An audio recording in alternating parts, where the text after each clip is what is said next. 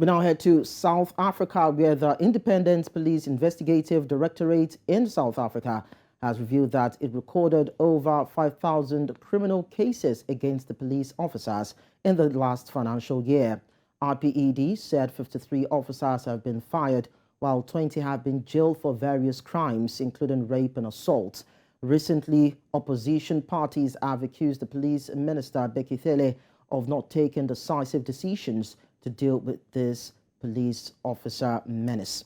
And so joining us now to look at this development story, or developing story rather, is IPED spokesperson in Gauteng, Lizzie Sping. You are welcome. Thanks for joining us. Thank you. 5,000 plus of cases against police officers have been recorded. How worried are you as a watchdog? I think we are doing our part as the watchdog because we need to ensure that the South African public can eventually or finally have confidence in the South African police, but we're also trying to ensure that there's accountability from those who enforce the law should they find themselves in the wrong.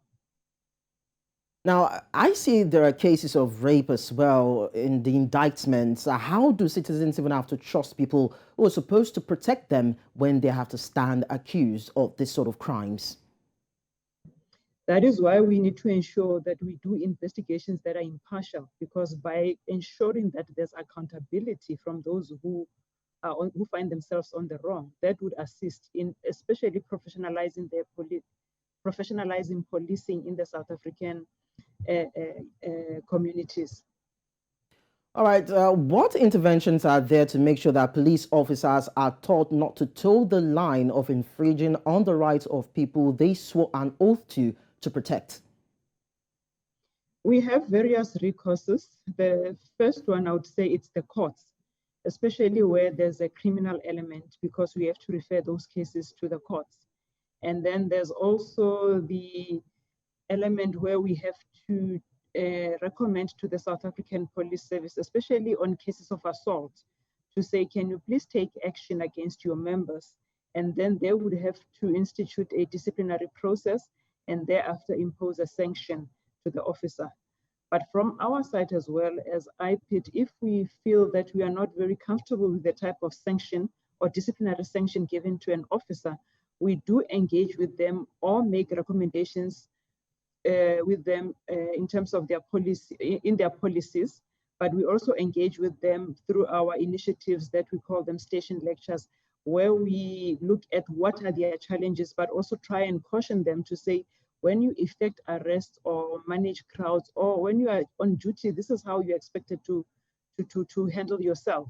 So there are those various interventions that we have with the South African Police Service. All right, so how would you describe the response or the reaction of the police minister, that is Bekithele, in dealing with the situation?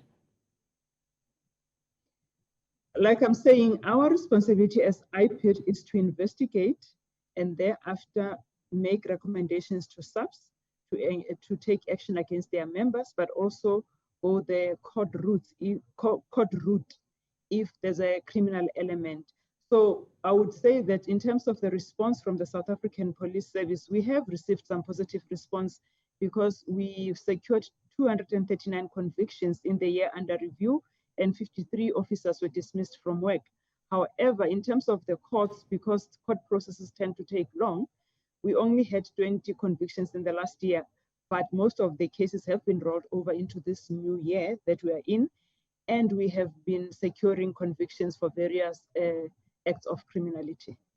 Well, we hope that the victims will get to have some sort of reprieve and justice. Thank you so much, Lizzie, for joining us.